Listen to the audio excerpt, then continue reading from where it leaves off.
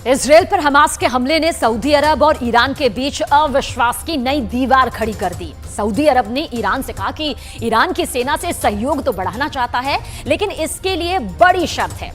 यह शर्त ऐसी है जिसे ईरान कभी पूरा नहीं कर सकता। अब सवाल क्या है? दरअसल सवाल यह है कि क्या यह सऊदी अरब का डबल गेम है?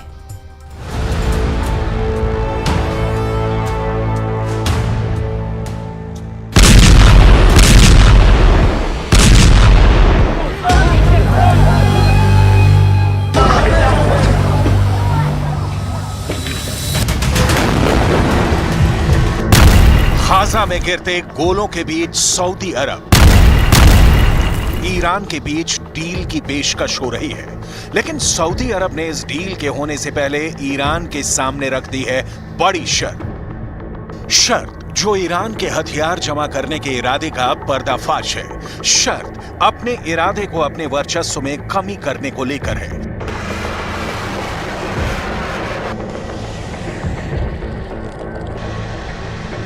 सऊदी अरब ने ईरान के साथ सैनिक सहयोग बढ़ाने के पहले सीधे और स्पष्ट शब्दों में कहा है कि ईरान क्षेत्रीय ताकतों को हथियार सप्लाई करना बंद करे।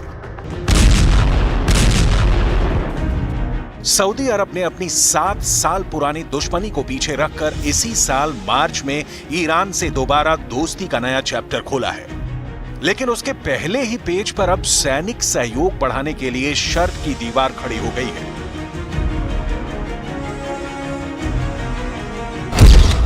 सऊदी अरब ऐसा क्यों कर रहा है? सऊदी अरब ईरान से आखिर चाहता क्या है? ईरान क्यों मानेगा अपने दोस्तों को हथियार सप्लाई नहीं करने की शर्त? क्या सऊदी अरब खेल रहा है डबल गेम?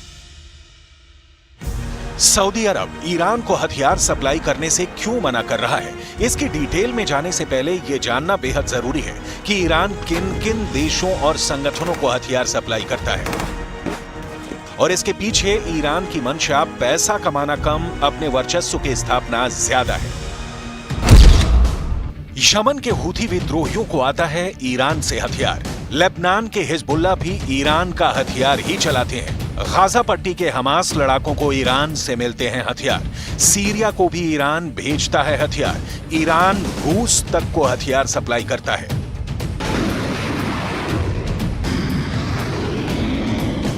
रूस इस वक्त जिन कामिकाजे ड्रोनों का धुआंधार इस्तेमाल यूक्रेन युद्ध में कर रहा है, वो ईरान से ही सप्लाई होते हैं।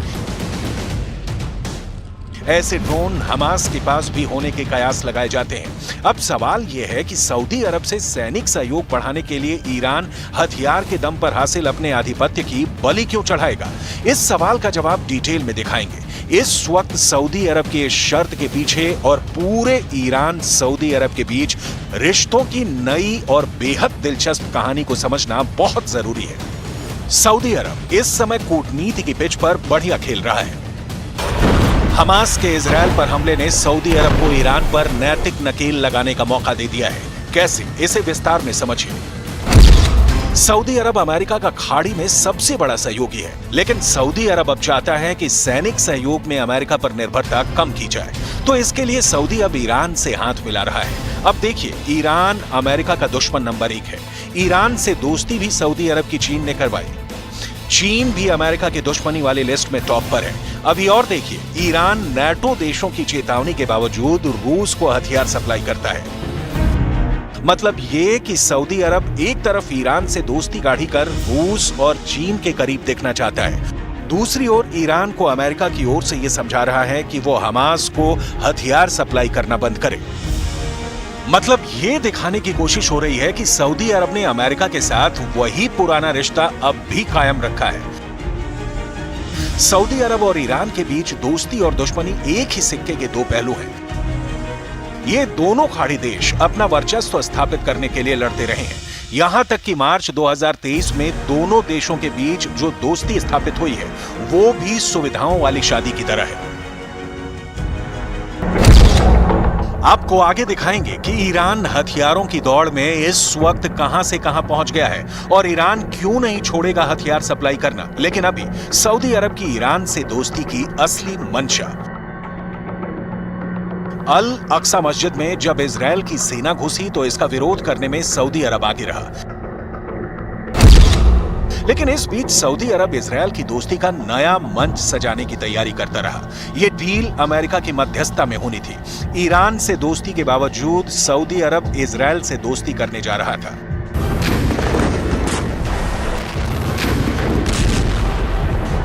ऐसा इसलिए क्योंकि सऊदी अरब को गाजा से ज्यादा चिंता अपनी है, इजरायल उसके लिए फायदेमंद है।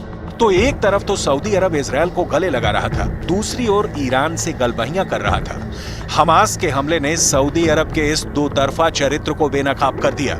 जिस अल अक्सा मस्जिद में इजरायली सेना के घुसने को हमास ने पूरी दुनिया में इस्लाम के खिलाफ हमला बताया, बदला लेने के लिए इजरायल पर हमला कर दिया। सऊदी अरब ने उसमें हमास का साथ देने से इनकार कर दिया। यहां तक कि ईरान पर भी हमास को कंट्रोल करने का दबाव डाल रहा है। सऊदी अरब अपनी सेटिंग में बिजी है और ईरान अपनी। कई पश्चिमी मीडिया में रिपोर्ट आई कि हमास का हमला ईरान के ऑर्डर पर हुआ, क्योंकि ऐसा नहीं होने पर सऊदी अरब इजरायल के बीच डील हो जाती और ऐसा होता तो ईरान की सारी कूटनीति और क्षेत्रीय शहंशाही स्थापित करने की ख्वाहिश मिट्टी में मिल जाती।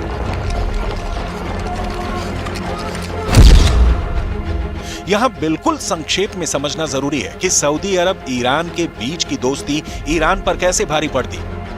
इजरायल सऊदी अरब डील होती तो ईरान क्यों होता परेशान? पहली वजह, ईरान के 3 मुख्य दुश्मनों इजरायल, सऊदी अरब और अमेरिका के बीच बड़ी डील होने की संभावना पैदा होती। दूसरी वजह, सऊदी अरब इजरायल की डील से खाड़ी में शक्ति संतुलन सऊदी अरब के पक्ष में झुकता, क्योंकि डील की मध्यस्थता अमेरिका कर रहा है। तीसरी वजह, खाड़ी में ईरान की बढ़ती ताकत पर तत्काल लगाम लगाने की संभावना पैदा होती।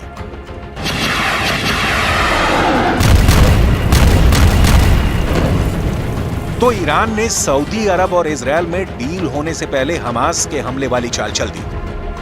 लेकिन सवाल उठता है कि शाम अलग, सुबह अलग राय जाहिर करने वाले सऊदी अरब और ईरान के बीच की दोस्ती क्या कभी पक्की भी होगी, जिसमें भरोसे की ईंट होगी? इतिहास इस मिलन के खिलाफ खड़ा है। बहुत कम शब्दों में समझिए, सऊदी अरब ईरान की दुश्मनी की 7 साल पुरानी खूनी कहानी कब, कैसे और क्यों लिखी गई। सऊदी अरब और ईरान के बीच पिछले कई दशकों से क्षेत्रीय प्रभुत्व के लिए संघर्ष जारी है, जो धार्मिक विभाजन के चलते गंभीर हुआ है।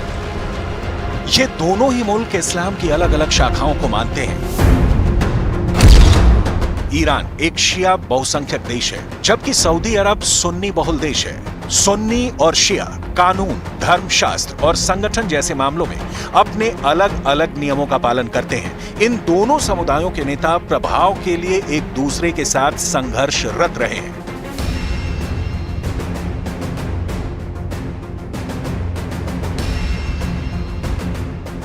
सीरिया से लेकर लेबनान और इराक से लेकर पाकिस्तान तक कई क्षेत्रीय संघर्षों ने इस विभाजन को बढ़ाने में अपनी भूमिका निभाई है।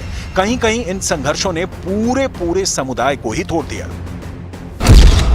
ईरान यमन के हूथी को इसलिए सपोर्ट करता है क्योंकि वो शिया है। लेबनान के हिजबुल्लाह को भी इसलिए सपोर्ट करता है क्योंकि वो शिया है। इराक में भी सपोर्ट पहुंचाता है क्योंकि वहां भी शिया मुसलमानों की अच्छी तादाद है। लेकिन यह ध्यान रखने वाली बात है कि ईरान हमास को भी सपोर्ट करता है, जो सुन्नी है।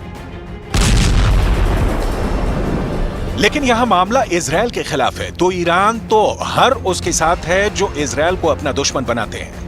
लेकिन दिक्कत तब हो जाती है जब ईरान के हथियार संपन्न देश या संगठन सुन्नी बहुल सऊदी अरब के दुश्मन हो जाते हैं। इसीलिए तो सऊदी अरब नया समीकरण बनाने की कोशिश में है। लेकिन यहां दिक्कत यह है कि यहां भी ईरान सबसे बड़ा रोड़ा है। चीन और रूस से सऊदी अरब का डायरेक्ट मिलन हो ही नहीं सकता, बीच में ईरान आएगा ही।